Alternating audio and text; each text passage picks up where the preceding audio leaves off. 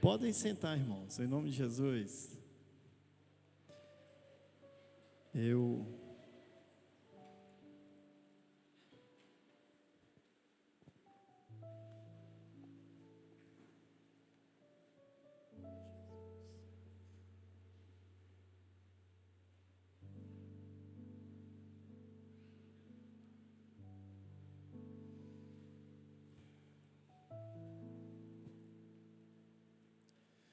Desculpe, irmãos, são muitas coisas que passam pela nossa cabeça. Eu venho a este lugar e sou profundamente impactado pela glória do Senhor que habita sobre este lugar.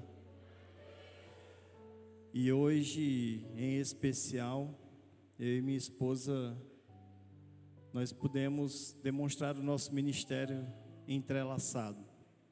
Todas as vezes que o Senhor tem falado conosco, Ele tem dito que nos usará de forma junta e unida. E hoje nós podemos desfrutar disso. E uma outra coisa que impacta o meu coração é que toda vez que eu venho à aliança com Deus, eu vejo aqui muitos amigos de muitas datas. Isso me impressiona demais, porque exatamente no mês de fevereiro eu faço um novo ano de fé. E para quem não me conhece, há 18 anos atrás eu era uma pessoa marcada com a data de morte. E eu por muito tempo falava isso de forma leviana, até contribuía com isso, porque eu dizia que viver 25 anos para mim era suficiente, e eu quis viver intensamente até os 25 anos, mas um ano antes de completar os 25 anos, eu tive um encontro com o Senhor, e eu sirvo exatamente no mês de fevereiro há 18 anos.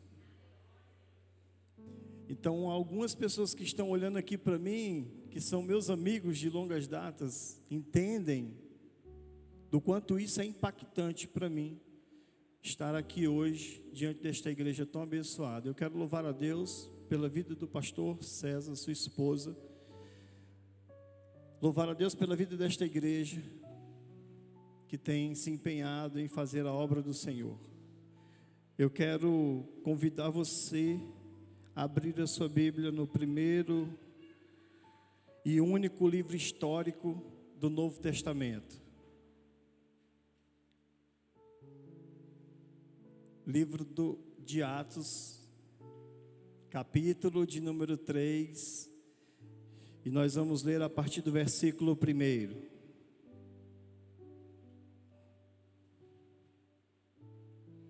Estive juntamente com os irmãos orando, estivemos juntamente com os irmãos jejuando, porque eu sei que vocês estão aqui há exatamente 23 dias orando e jejuando, e o Senhor inclinou meu coração para esta passagem. Todos encontraram? Diz assim a palavra do Senhor: Pedro e João subiam juntos ao templo à hora da oração, a nona, e era trazido ali um varão que desde o ventre de sua mãe era coxo, o qual todos os dias punham à porta do templo chamada Formosa, para pedir esmolas aos que entravam. Ele, vendo a Pedro e João que iam entrando no templo, pediu que lhe dessem uma esmola.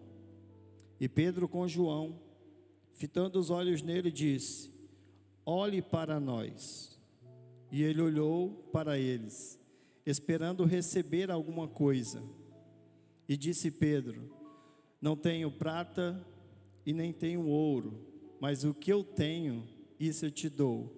Em nome de Jesus Cristo, o Nazareno, levanta e anda.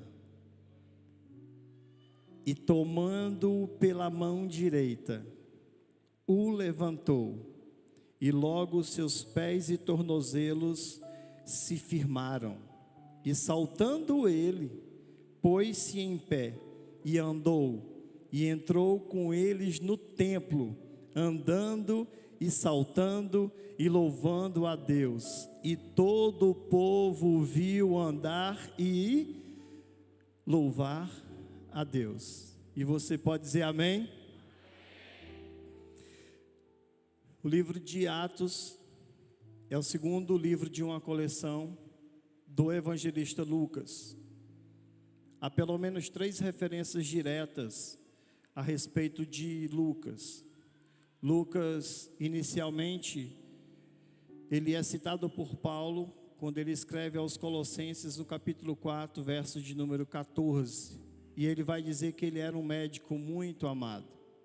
Quando nós olhamos para 2 Timóteo, também no capítulo 4, ele vai dizer que o apóstolo Paulo, que o evangelista Lucas, ele é um companheiro, porque ele permanece com ele até os últimos dias da sua jornada. Quando nós olhamos ainda, Paulo vai dizer, escrevendo a Filemon, no verso de número 24, ele vai dizer que ele era também um cooperador. Mas há ainda uma outra característica que deve ser atribuída ao evangelista Lucas. Ele é um historiador. Quando nós olhamos para o evangelho de Lucas, nós vamos ver que no capítulo 1 e no verso 1, ele vai dizer que empreendeu um belíssimo trabalho organizado de todos os feitos de Jesus, desde o seu nascimento até a sua juventude e também a sua morte, depois do seu ministério público, a sua crucificação e também a sua ressurreição. E ele vai continuar a história de Jesus no livro de Atos, que é o único livro histórico do Novo Testamento. Ele foi escrito aproximadamente no ano 62 a 64. Isso porque nós entendemos que, por não ter registrado a morte do apóstolo Paulo e nem a destruição do templo, que acontecera uma em 64 a 66 e a outra no ano 70, possivelmente ele registrou as coisas antes e não depois desses fatos, pois senão ele teria também acrescentado isso no livro de Atos. O livro de Atos é muito característico e um dos livros, pouquíssimos livros que não tem fim. Ele vai terminar o capítulo de número 28 e nós não sabemos de fato o que acontece com o apóstolo Paulo na Bíblia Sagrada. A história diz o que aconteceu, mas o livro de Atos não tem fim, porque conta a história de uma igreja, e a história da igreja ainda continua sendo escrita, e ainda continua sendo registrada, não apenas pelos apóstolos, mas também por esta igreja que aqui em Pacajus se reúne nesta noite, para estar louvando e engrandecendo o bendito nome de Jesus. Ele escreve a um homem chamado Teófilo, a quem ele vai usar o termo excelentíssimo. Excelentíssimo era um termo muito usado para poucas pessoas na nobreza romana. Ou ele era de família muito abastada, ou ele era ocupante de um cargo público muito grande no Império Romano. E ao que parece, Teófilo, ele é um prosélito na fé, ele é um novo convertido, porque ele diz que organizou as coisas para que ele pudesse ter entendimento daquilo que estava acontecendo. Escrevendo para Teófilo, ele tem alguns propósitos a escrever. O primeiro e principal deles não era para que apenas a fé de Teófilo fosse edificada, mas também pela urgência que havia. O Império Romano havia instituído uma perseguição muito grande aos primeiros apóstolos no primeiro século, e temendo que as testemunhas oculares de Jesus morressem, esse foi ao encontro deles e começou a registrar os principais atos da vida de Jesus e da igreja na primeira era ou no primeiro século. Quando nós olhamos também, possivelmente, ele tem escrito para discipular Teófilo, porque o nome de Teófilo quer dizer aquele que teme ou ama a Deus. Por isso nós podemos pensar que Teófilo era uma pessoa que estava precisando ser discipulada, e o evangelista Lucas vai fazer isso com um trabalho extraordinário. Ou ainda, que Teófilo tenha sido encarregado em estar julgando o apóstolo Paulo. O apóstolo Paulo havia iniciado o seu ministério, e uma das coisas mais marcantes do ministério do apóstolo Paulo está registrado no capítulo 16 e 17, quando ele vai causar alguns tumultos por onde passa em suas 3 primeiras viagens missionárias. Quando nós olhamos para o ministério do apóstolo Paulo, é um ministério que impacta não só o mundo antigo, mas impacta também as regiões celestiais, porque um demônio que estava possuindo um homem, da qual 7 filhos de Cefa foram expulsar e não consegue, vai dizer quando encontra-se com o apóstolo Paulo, porque os filhos de Cefa foram ao encontro daquele demônio, e chegando lá, eles expulsam aquele demônio em nome de Jesus, a quem Paulo pregava. O demônio olha para eles e diz: nós conhecemos a Paulo e nós conhecemos a Jesus Cristo, porém vocês nós não conhecemos. E o demônio vai bater naqueles meninos, e aqueles meninos correm. Por quê? Porque o Espírito de Deus e o nome de Jesus precisa estar ocupando a centralidade do nosso coração. E o apóstolo Paulo se fez conhecido, não só na terra, mas também no céu, porque até os demônios dão testemunho dele.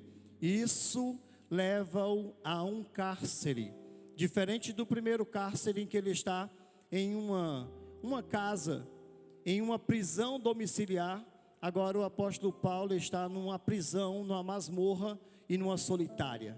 Ele tem a presença e ele tem um acompanhamento de Lucas para registrar os últimos livros ou os últimos feitos da sua vida. E por isso alguém pode até dizer, possivelmente Teófilo seja aquele juiz encarregado de julgar o apóstolo Paulo, e Lucas vai empreender, levantar todos os principais marcos da história do cristianismo, que hoje nós continuamos a registrá-los, não apenas no livro, em alguns livros de história, porque a Bíblia já está encerrada, mas nós continuamos escrevendo nos halls da eternidade, nos anais da eternidade. Eu louvo a Deus por este Deus tão maravilhoso, porque no Evangelho de Lucas, o evangelista vai narrar acerca do nascimento de Jesus, acerca do seu ministério público, acerca da sua morte na crucificação, mas também narra a questão da ressurreição de Jesus Cristo. Então o Evangelho, ele conta a vida de Jesus. Já no livro de Atos, ele vai se limitar em 3 aspectos. O primeiro aspecto, ele vai falar da ascensão de Jesus, do cumprimento do que Jesus diz, porque se ele não fosse, o Espírito Santo não poderia vir. Então ele vai começar dizendo: Jesus subiu ou ascendeu aos céus. Mas ele também vai dizer, sintetizado no livro de Atos: assim como ele subiu, nós um dia também o veremos descer sobre as nuvens do céu. Mas ele deixou uma promessa, e esta promessa vai ser bem determinada aqui no livro de Atos, de que o Consolador vos seria enviado. E por último, nós poderemos ver que ele vai falar sobre a expansão do Evangelho, de como a palavra arrependimento e Jesus Cristo estão muito arraigadas nas primeiras mensagens, das quais o apóstolo Pedro, o apóstolo Paulo e os demais discípulos, como Filipe em Samaria, começam e iniciam o ministério, pregando sobre a necessidade do arrependimento. Mas eu vim aqui lhe dizer que diante de todas essas coisas, existe algo que você e eu precisamos saber. Glória a Deus. Da última vez que eu vim aqui, irmãos, eu olhei para a água, eu pensei que ela estava um pouco turva, e eu até brinquei, mas era água de coco, e continua sendo água de coco. Louvado seja o nome do Senhor. Eu até disse para minha esposa, porque ela não estava comigo, eu disse assim: filha, na hora eu tive um medo, mas depois que eu bebi, eu disse assim: o sangue de Jesus está conosco, está aqui neste lugar. E na hora que eu tomei, era água de coco. Eu louvo a Deus pela vida de vocês, meus irmãos. Olha, deixa eu dizer para vocês aqui, em outros momentos, alguém já poderia até ter visto eu gritando, e a minha esposa quase não gosta quando eu prego um pouco gritando, mas o Senhor colocou um conforto no meu coração nesta palavra, de algo tão impactante, que acontecerá. Não estranhe, não tenha estranheza por esta introdução, um pouco didática e pedagógica, porque aquilo que Deus tem reservado para que aconteça nestas noites e durante os dias aqui, já foi determinado por Ele. E se Ele já determinou, quem é o homem que possa impedir Ele de agir nas nossas vidas? Louvado seja o bendito nome de Jesus. O Senhor ascende aos céus, faz uma promessa e o evangelho se expande. Nós não vamos falar da expansão, mas vamos falar da ascensão e também da promessa que ele faz. Jesus Cristo, enquanto esteve com seus discípulos, pelo menos 3 vezes no evangelho de João, ele vai falar acerca da promessa do Espírito Santo. É algo que quando se faz na Palestina, ou principalmente pelos judeus, é o Senhor querendo chamar a tua atenção para a importância que isso existe quando ele repete enfaticamente sobre um assunto. E quando um assunto na Bíblia Sagrada tem de 3 a 5 vezes, este assunto passa a se tornar doutrina ou ensinamento da igreja. É um dos pilares da igreja, principalmente do cristianismo, que é o pilar da doutrina do Espírito Santo. Algumas pessoas têm muito bem conhecimento sobre quem é Deus, sobre quem é Jesus, sobre o que Deus fez, sobre o que Jesus fez, e algumas pessoas da minha geração têm esquecido do Deus Trino, que também se chama Espírito Santo, da qual este é aquele que deve estar regendo a sua igreja, porque esta igreja, ela é dirigida por homens, mas ela é guiada pelo Espírito Santo de Deus. Eu não vim aqui e nem vi em lugar nenhum Deus ungir métodos, mas eu vi Deus ungir homens para que grandes obras como essas e trabalho como esses possam estar sendo eficazes na vida da igreja. Louvado seja o bendito nome de Jesus. Você pode aplaudir ao Senhor nesta noite.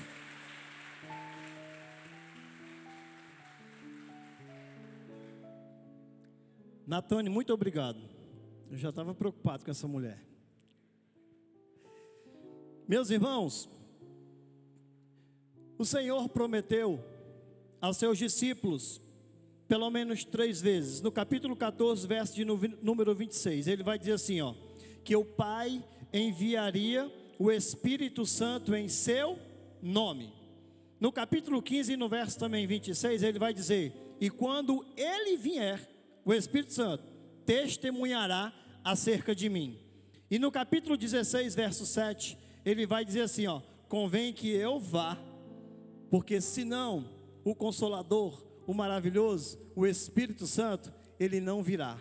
Quando Jesus disse isso, ele estava apontando para os seus últimos dias de vida. Jesus agora vai se encaminhar para ser crucificado. E quando ele se encaminha para ser crucificado, ele morre e no 3º dia ele vai ressuscitar.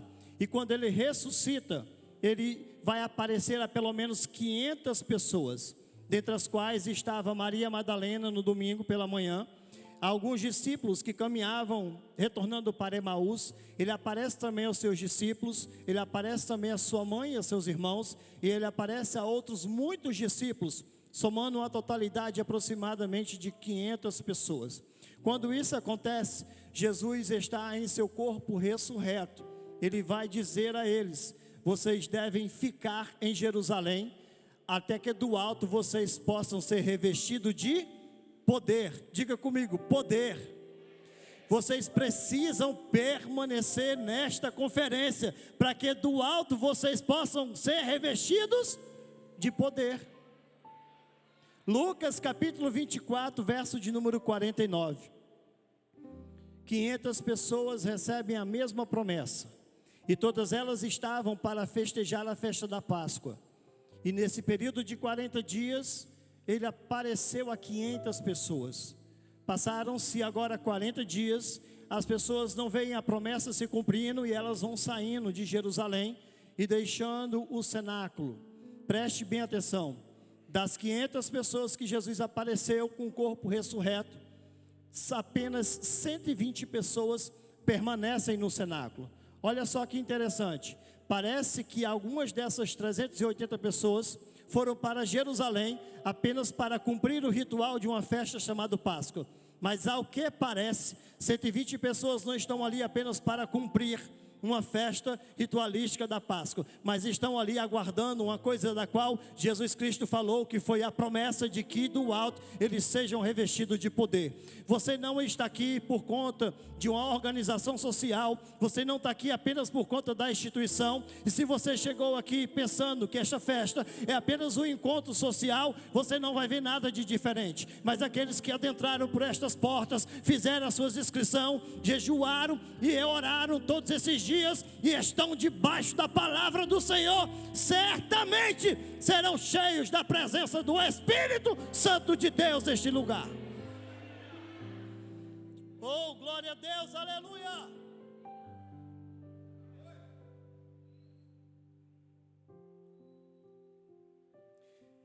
Eles se reuniram no cenáculo.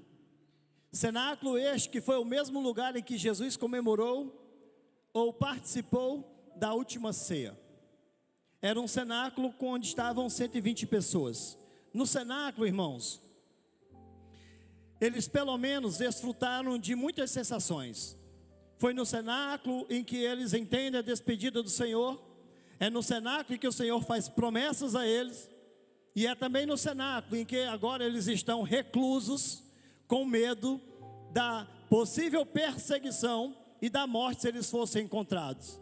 Mas também é no cenáculo em que a promessa de Deus se cumpre. Deixa eu te dizer uma coisa, qual o Senhor colocou no meu coração. Esta noite, as pessoas que se reuniram aqui, já tiveram essas três sensações das quais eu falei.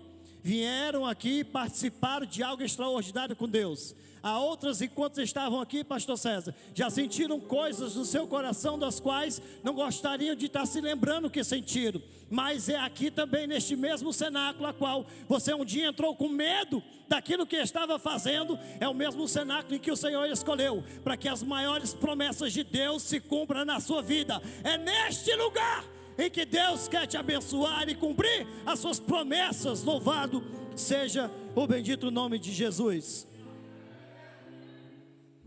Eles tinham algo em comum. Eles eram unânimes. E você sabe quais eram as características unânimes da igreja. Eu não vou falar nenhuma delas. Eu quero só apenas frisar coisas que eles tinham em comum.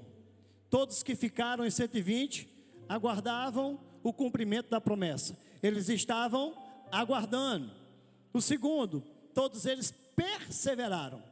120 pessoas não se movem, a não ser que o Senhor o diga que a promessa se cumpriu. Tem muita gente por aí se movimentando segundo a condição humana ou a orientação humana. Se esta cidade muda um prefeito hoje, tem gente que se mexe. Se muda um prefeito amanhã, tem gente que se mexe. E Deus está dizendo, você não se movimenta por homem, mas você se movimenta pelo Espírito Santo de Deus. É quem direciona os nossos passos. Jesus estava com sede. Diz a Bíblia Sagrada que ele sai da Judéia no sul e vai caminhar para a Galiléia no norte. Todas as pessoas, quando faziam essa viagem, não ousavam em passar por Samaria. E a Bíblia diz que era-lhe necessário passar por Samaria. Jesus não é como nós, que se movimenta segundo orações ou condições humanas. Jesus não é aquele que vê que os cientistas, os economistas e aqueles que estão fazendo previsões terríveis, e ele não se movimenta por isso, mas ele se movimenta pela direção do Espírito Santo de Deus, e por isso vai encontrar aquela mulher no poço de Jacó. Eu vim te dizer nesta noite, não se movimente por homens e não se movimente por notícias desta geração, mas se movimente pela direção que o Espírito Santo Deus, ele te dá, porque ele te dará estratégias para esta geração. Foi justamente no cenáculo, lugares de muitas sensações, que esta promessa vai se cumprir. Quando eles estavam aguardando, perseverando, é quando a promessa se cumpre, porque eles estavam em oração e jejum. Há um mistério muito grande aqui, porque quando o Senhor colocou isso no meu coração, eu entendi que todos aqueles que estivessem aqui hoje, eles estão aguardando o cumprimento de muitas coisas. Eu entendo que se você chegou aqui também, você enfrentou muitas dificuldades para estar aqui, porque algo surpreendente na minha casa aconteceu estes dias, enquanto nós estávamos nos preparando para cá. A minha esposa saiu para o trabalho, eu estou de férias, fiquei em casa, e por volta de 9 horas da manhã eu acordei e olhei para o fogão, sem ter necessidade alguma de fazer no fogão. A boca do fogão estava aberta. Deus sabe quantas horas a boca do fogão estava aberta. E de repente eu entendi, não foi uma ação humana, porque o meu filho também ainda estava dormindo. E logo eu vi, se algo extraordinário está prestes a acontecer, o inimigo de nossas almas só pode tentar nos atribular. Mas em tudo, você é mais do que vencedor, porque chegou aqui nesta noite. Porque você é um perseverante. E os que perseveram em oração e jejum, eles assistem não, eles vivem os cumprimentos das promessas. E eu falo para estas pessoas esta noite. A Bíblia no capítulo 2 vai dizer que de repente, algo surpreendente acontece. Este de repente não tem sido interpretado por muitas pessoas. Não se pode entender este de repente. Qual foi o critério para este de repente acontecer? Nós não sabemos. Nós só sabemos que eles estavam aguardando em oração e jejum, e algo extraordinário acontece. Se você chegou aqui nesta noite debaixo da palavra do Senhor, o de repente de Deus, Ele te alcança nesta noite. Eu não sei se hoje, eu não sei se amanhã, eu não sei se domingo, mas Deus manda eu liberar esta palavra sobre este lugar. Há um tempo determinado por Deus, e o de repente de Deus chegou para esta igreja. Coisas das quais você ainda não desfrutou, passará a desfrutar a partir deste mês de fevereiro, porque o Senhor mandou eu liberar esta palavra sobre a tua vida. A primeira coisa que eles entendem é um som. A Bíblia diz que é como um som. Gente, Deus, quando se manifesta para chamar a nossa atenção, e principalmente agora, é através de som, mas não é barulho, não é algazarra, não é qualquer tipo de som, é um som inteligível, é uma coisa audível, é algo que o Senhor fala e fala diretamente ao nosso coração, é particular, é íntimo. Deus te trouxe aqui para te dizer, aquilo que o Senhor começará a fazer hoje, é te fazer entender as grandes promessas dEle na tua vida, porque Ele vai cumprir, mas para cumprir, precisa que você entenda como tudo começa, como um som, como aquele a qual o apóstolo João, quando estava na ilha de Pátimos, no primeiro capítulo do livro de Apocalipse, no versículo de número 10, a Bíblia Sagrada diz que no dia do Senhor, João se achava no Espírito, quando de repente escutou uma voz, e ele se virou para ver que voz era essa.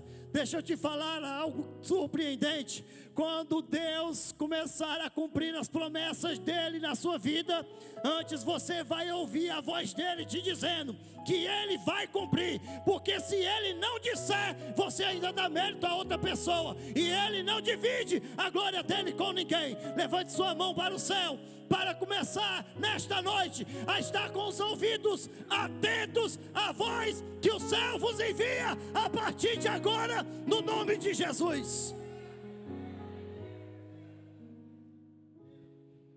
Veio também como um som de um vento impetuoso e veemente. Este vento, por muitas vezes, é citado na Bíblia Sagrada e é também um dos símbolos do Espírito Santo de Deus. Por ocasião do episódio de Ezequiel, capítulo de número 37, verso 9. Ezequiel é levado em espírito e ele vai ser levado para um vale de ossos secos. E no vale de ossos secos, Deus vai perguntar para o profeta Ezequiel: Ezequiel, poderão esses ossos reviverem? E ele vai dizer que se o Senhor quisesse, o Senhor poderia reviver, pois dá ordem para que os ossos revivam. E ele vai dizer que na hora que ele ordenou, dos 4 cantos da terra, veio 4 ventos, e entrou naqueles ossos, e aqueles ossos, eles o quê? Eles reviverão. Você apenas não vai ouvir, mas também você vai sentir este barulho de um vento impetuoso e veemente que vai tomar conta da sua vida. Agora deixa eu te dizer, o vento, ele não tem controle, não há quem controla o vento. Agora, quando Deus entrar através do Espírito Santo para operar através da sua vida, você não terá mais controle da sua vida, porque quem dará o destino é o Senhor, através do Espírito Santo dele. E em terceiro lugar, foram vistos sobre eles línguas como que de fogo, repartidas. Era um som como o barulho de um vento, e foram vistas sobre eles línguas como que de fogo. Sobre eles, línguas como que de fogo. O fogo também é um dos símbolos, um dos 7 símbolos do Espírito Santo. Quem não lembra do que aconteceu em Êxodo capítulo 3, quando Moisés estava peregrinando pelo monte, cuidando das ovelhas de seu sogro Jetro, ele vai passar por uma daquelas sarças, o que era parcialmente comum naquela região. As sarças, elas entravam em combustão, mas naquele dia aquela sarça não se consumia por conta das altas temperaturas. E isso chama a atenção de Moisés. Não é o fato da sarça estar queimando ou ardendo em chamas, é o fato dela não se consumir. E quando há o fogo do Espírito Santo na vida de uma pessoa, ainda que você trabalhe incansavelmente, ainda que você se invista na obra do Senhor, ainda que você se doe e se entregue na obra do Senhor, o Espírito Santo não lhe deixará ser consumido, porque o fogo do Senhor, ele não nos queima, ele nos aquece. E o fogo aonde habita é para que as pessoas vejam que em você há luz, e não é uma luz qualquer, mas é a luz que resplandece neste mundo através do Espírito Santo de Deus. Ele não nos consome. Tendo dito isso, os discípulos agora recebem o cumprimento, e eles vão fazer algo como de costume. Eles vão continuar indo ao templo para a oração. Havia pelo menos algumas horas sugeridas de oração para o judeu. A primeira hora era às 9 horas da manhã. A segunda hora era às 12 horas da tarde. E a terceira hora era pelo menos às 15 horas. Esta aqui é a hora nona, por conta do calendário romano, para contar as horas. Na hora nona, às 15 horas da tarde, eles vão à oração juntos. Por quê? Porque estiveram juntos no cenáculo, estiveram juntos enquanto trabalhavam na pesca, estiveram juntos no cenáculo para prepararem a ceia. Eles sempre estavam juntos, eles sempre estavam unidos, e eles vão permanecer assim, mesmo depois de serem revestidos com o poder do Espírito Santo de Deus. E ao irem ao templo na hora nona, havia um homem que era colocado ou posto à porta da porta formosa, e ele estava ali todos os dias. A Bíblia diz que esse homem era um homem coxo de nascença, e exatamente todos os dias ele estava ali a pedir esmola, a mendigar. Possivelmente este homem não é um homem qualquer naquela sociedade. Possivelmente ele é também um homem que é de uma linhagem levítica, pois o livro de Levítico não permite que os deficientes entrem no templo, não permite que eles oficiem o sacerdócio, não permite que eles sirvam no templo. Por isso aquele homem, ele também estava ali a pedir esmolas, porque ele precisava continuar se sustentando, ele precisava continuar a vivendo, e ele precisava se manter. E ele era colocado de forma estratégica na porta do templo. Por quê? As pessoas, quando iam para o templo, iam com seus corações mais sedentos, mais emotivas. Então alguns judeus, eles já guardavam a sua oferta no bolso, porque sabia que havia pedintes, e geralmente eles estavam indo buscar uma bênção extraordinária da parte de Deus. Eles estavam indo orar ao Senhor, e eles estavam indo pedir ao Senhor. Então a última coisa que faltava eles fazer era eles amar o próximo como a si mesmo. Então eles ofertavam no próximo. Quando o João vem passando com Pedro, é Pedro que, quando recebe a notícia, diz assim: aquele coxo, dai-nos uma esmola, me dá uma esmola. Ele vai olhar para aquele homem e vai dizer assim: olhe para nós. Aquele homem muitas vezes pedia esmolas sem olhar para aquelas pessoas, porque a única coisa que ele esperava receber eram as moedas, e no fim do dia, contar as suas ofertas e ir para casa, porque mais um dia ele tinha tido condições de sustentar.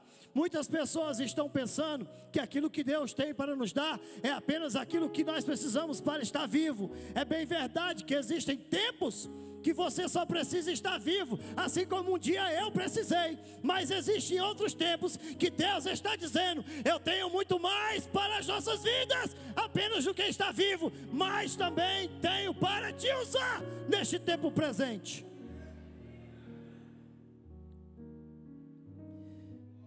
Ele diz: olhe para nós. Este homem estava sentado, pois nunca havia ficado de pé, pois ele era coxo desde nascença.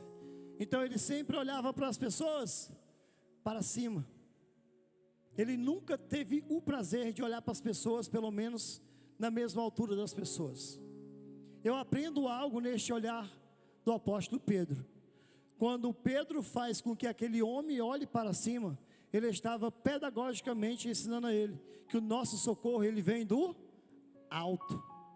Por isso é que no Salmo 121 vai dizer que elevo meus olhos para o monte, de onde virá o meu socorro. Tem gente olhando muito na horizontal, achando que o socorro vai vir do amigo, vai vir daquele conhecido, vai vir daquele empresário, e Deus está dizendo: o teu socorro sou eu. Endireita a tua visão nesta hora, porque quando você atribuir ao céu, o céu responderá para a sua vida aquilo que precisa.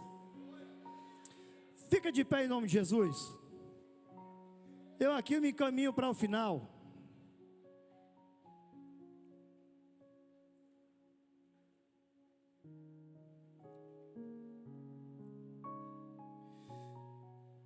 E Pedro vai dizer: eu não tenho prata e não tenho ouro, mas o que eu tenho eu te dou. Em nome de Jesus o Nazareno, levanta aí, anda. O homem não andou aí. Quando ele disse isso, o homem não se levantou e não andou.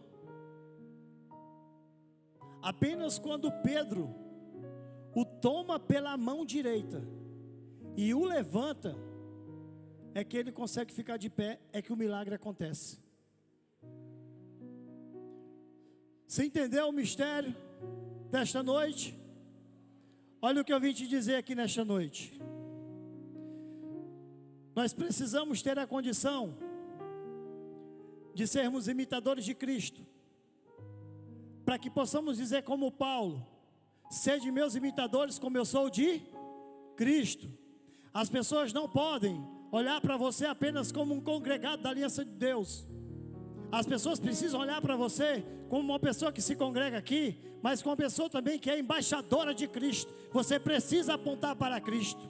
Existem muitas pessoas servindo a Cristo, mas quando o mundo lá fora olha, diz assim: Deus me livre de ser crente igual fulano de tal.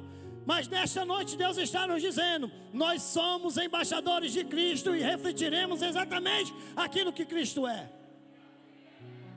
Alguém pode dizer assim: é arrogância de Pedro dizer: olhe para nós. Porque o fariseu diz assim: eu tinha mandado olhar para Jesus Cristo. Ei, aquele que está com a vida consertada diante do Senhor, ele diz assim: olhe para mim, porque eu sei em quem tenho crido, e eu sei que Ele é poderoso para te levantar deste lugar. Eu não tenho ouro e não tenho prata, mas aquilo que eu tenho, eu te dou. Em nome de Jesus Cristo Nazareno, levanta e anda.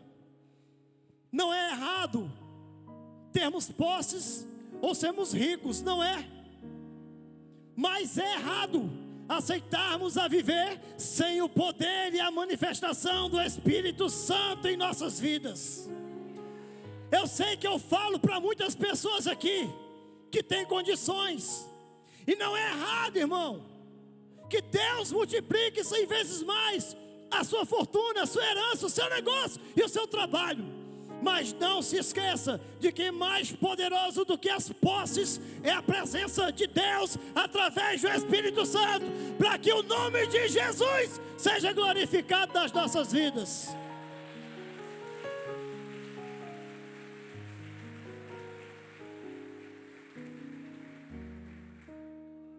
Isso é um negócio tão sério que quando São Tomás de Aquino foi visitar o Papa Inocêncio IV, lá na época da igreja antiga, o Papa Inocêncio estava contando as ofertas, e ele disse assim para São Tomás de Aquino: São Tomás de Aquino, hoje nós não podemos falar que nem o apóstolo Pedro e o apóstolo João. Eu não tenho ouro, eu não tenho prata, porque você está vendo aqui o tamanho das ofertas? Aí São Tomás de Aquino, convertido, olha para o Papa Inocêncio e diz assim: mas também vocês não podem dizer a um coxo, levanta e anda. Não há erro e não há problema em sermos ricos. O problema é quando a riqueza substitui o Senhor Jesus Cristo dentro do nosso coração e a ação do Espírito Santo na nossa vida. Depois que eles dizem, levanta e anda, o homem não levanta. E aí é Pedro que vai tomá-lo pela mão e o milagre vai acontecer. Sabe onde estão as mãos dos milagres nesta noite, que acontecerão aqui nestes dias? Está aqui no corpo desta igreja. É através da mão de vocês que coisas extraordinárias e maravilhosas começarão a acontecer neste ano de 2024. Existem pessoas que não passam pela porta de uma igreja, principalmente cristã e protestante ainda mais, mas assim como este coxo, que nunca tinha entrado no templo por conta da sua deficiência, Deus mandava eu liberar sobre esta igreja nesta noite. São a mão de vocês que trarão novos convertidos a este lugar, e este ano será o ano da manifestação gloriosa de Deus para esta casa. Louvado e agradecido seja o nome bendito de Jesus. Pela primeira vez, aquele homem, depois de 40 anos, ele entrou no templo, andando, pulando, saltando e glorificando ao bendito nome de Jesus. E todos que estavam ali viram aquele feito extraordinário. E este é o primeiro milagre da igreja no primeiro século ou na primeira era. Pastor César, eu tenho uma palavra para liberar sobre este lugar. Coisas inéditas começarão a acontecer aqui através deste ministério. Pacajus será impactado, porque Deus escolheu esta casa para uma grande manifestação de poder através do Espírito Santo de Deus.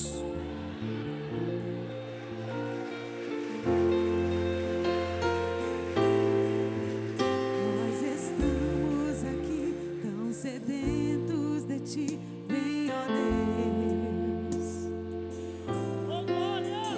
Enche esse lugar, meu desejo é sentir teu poder, teu poder.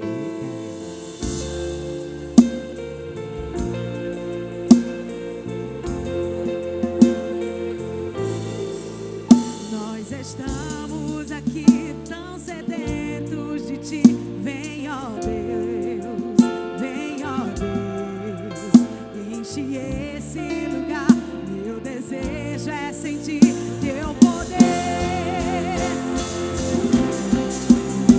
Então vem me incendiar o coração. Quero ouvir o som do céu, tua glória contemplar. Então vem me incendiar meu coração. Quero ouvir o som do céu, tua glória contemplar.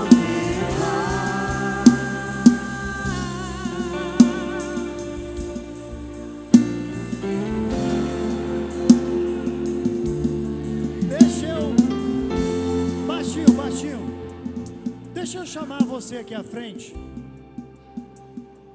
Você que se dedicou esse mês e vem se dedicando na presença do Senhor, sabe que o de repente de Deus pode começar a acontecer agora na tua vida? Gente, não sou eu, não é o pastor, não são os obreiros e não são os métodos, menosprezando isso, que fazem com que vocês sejam cheios do Espírito Santo. mas é o de repente de Deus. E quem sabe hoje, o de repente de Deus não chegou para a tua vida. Você que ouviu esta palavra, e o seu coração ardeu em chamas, sai do seu lugar, vem aqui à frente. O Senhor quer renovar o teu mover, o Senhor quer renovar o teu falar em línguas, o Senhor quer te encher novamente. O Senhor quer abrir não apenas o teu entendimento, mas Ele também quer abrir a graça de Deus sobre a tua vida. Pode vir mais para frente, venha mais para frente. Ó, Deus me falou aqui agora. Peraí. É sério isso aqui. Mais sério do que eu imagino. Deus já me disse aqui agora que pessoas, elas já têm o Espírito Santo, já foram batizadas, mas ainda não falaram. Eu não sei como é isso, porque eu sei que para nós entendermos o batismo com o Espírito Santo, precisa haver um sinal de línguas. Não há outro sinal a não ser o sinal de línguas. Revestimento de poder é dado pelo falar em outras línguas. E Deus está me dizendo: eu já selei alguém aqui. Abra a tua boca na adoração e fale novas línguas neste momento, em que o Senhor está te concedendo graça e poder para te levantar nesta hora com grande força. Louvado seja o bendito nome de Jesus.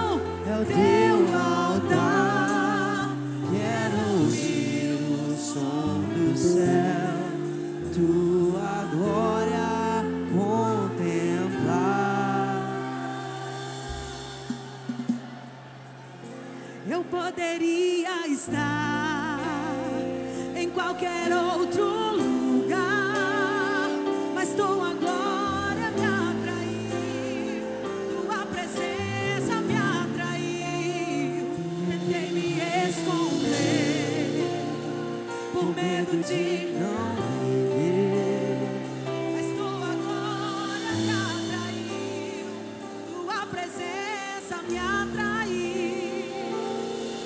É que a sarça pegou fogo e não se consumiu, e a voz que saiu dela um dia me atraiu, e o meu coração queimou até que descobriu que um dia tua glória vale mais que mil. É que a sarça pegou fogo e não se consumiu, e a voz que saiu dela um dia me atraiu, e o meu coração queimou até que descobriu que um dia tua glória, um dia tua glória vale mais.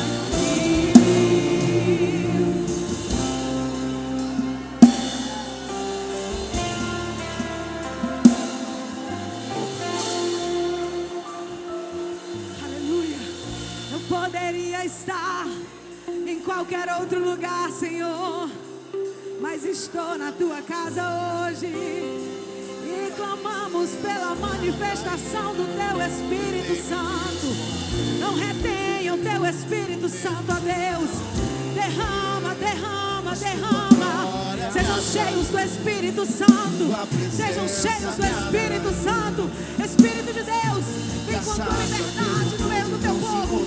Vem dançar no meio da tua igreja. Espírito Santo de Deus, nós clamamos por ti. Vem sobre nós, vem sobre nós, vem sobre nós. Em nome de Jesus, abre a tua boca e seja batizado. Abre a tua boca e seja cheio. Porque este altar tem cura, tem milagre, tem unção, tem presença.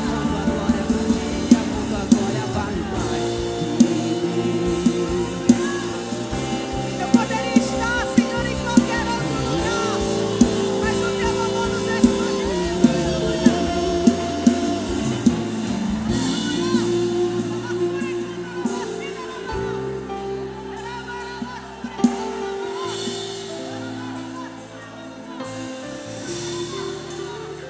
Abre a tua boca com fé e ousadia e seja cheio do Espírito Santo. Não há lugar para carnalidade nesse lugar. Não há lugar para demônios aqui. Tudo vem do céu. Abre a tua boca com ousadia e fala em línguas. Fala em novas línguas. Porque eis que o Espírito Santo é contigo. Ele quem te faz dormir, Ele quem te acorda, Ele quem te levanta e te desperta. Abre a tua boca e seja cheio do Espírito Santo. Com ousadia, com ousadia, com ousadia.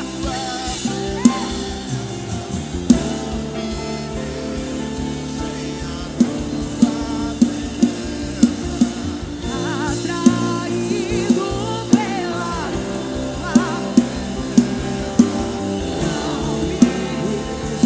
Sem a tua presença,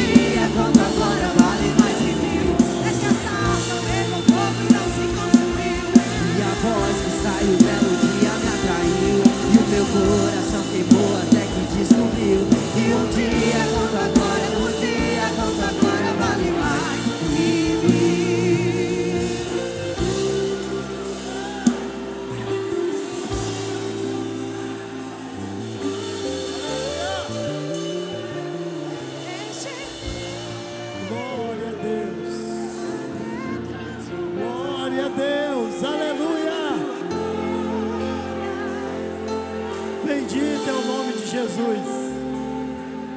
Amém.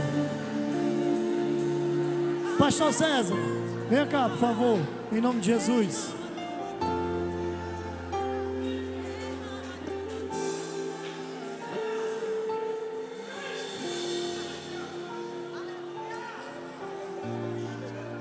Ó, disseram assim: qual estratégia ou método está sendo utilizado pelo pastor César para o crescimento da igreja Aliança com Deus? Aí Deus respondeu, enquanto eu dizia no meio da mensagem, e o Senhor não tinha me ordenado dizer para ele: Deus não unge métodos, Deus unge pessoas. Aonde este homem for, a bênção de Deus acompanhará ele. E aonde os seus liderados que seguem ele também serão abençoados, porque foram ungidos para este novo tempo. Se copiarem a estratégia daqui em outro lugar, pastor Davi, não vai funcionar, porque não é a estratégia que é ungida, é o servo de Deus, que Deus escolheu para prosperar espiritualmente e financeiramente nesta hora. Agora você vai dizer comigo, em uma só voz: este é o ano de coisas inéditas acontecerem nesta igreja e na minha vida. E você aplaude ao bendito nome de Jesus. Glória a Deus, glória a Deus, glória a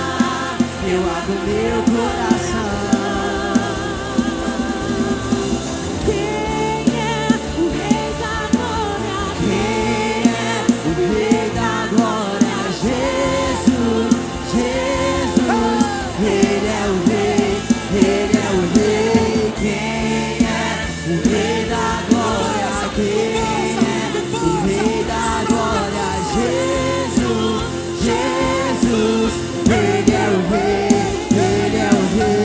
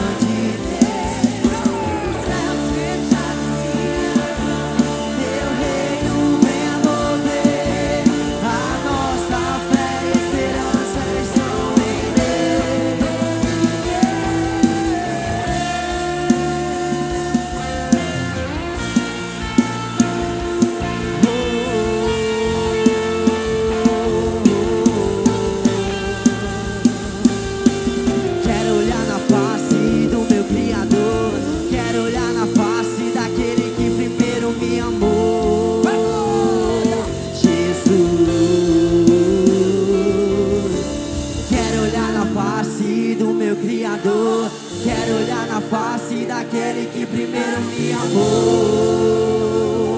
Jesus, É Jesus. quero olhar na face do meu Criador. Quero olhar na face daquele que primeiro me amou. Jesus.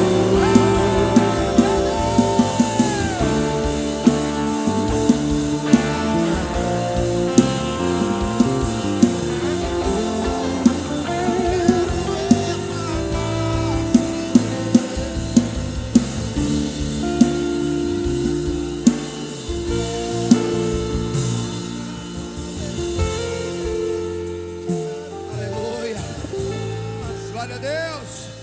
Oh, glória. Deixa eu dizer uma coisa para você.